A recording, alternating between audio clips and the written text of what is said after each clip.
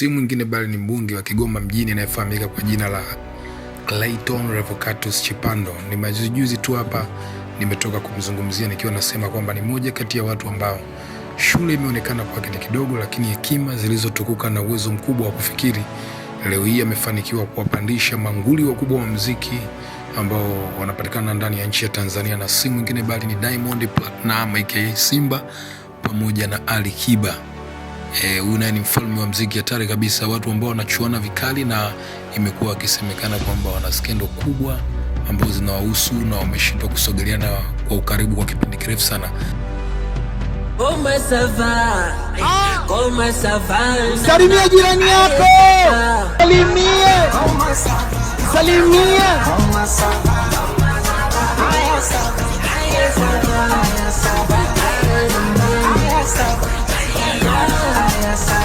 Asante tende Kigoma sangin jangin janginja, hodangin jangin janginja. Kigoma oye! Mama Samia oye! SGR oye! On the beats.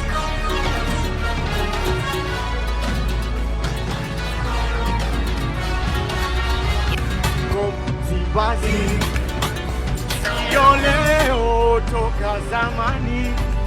Kigoma nani? Nyama, nyama, wakikomba vingi mnyama, anauma taifa mnyama, anaupiga mwingi mnyama, hatushiki, hatukama tiki, watoto wada, watoto wa Msimbazi, ina mashabiki, umeanza kiki, tamkimune, kombe Msimbazi, sio leo toka zamani.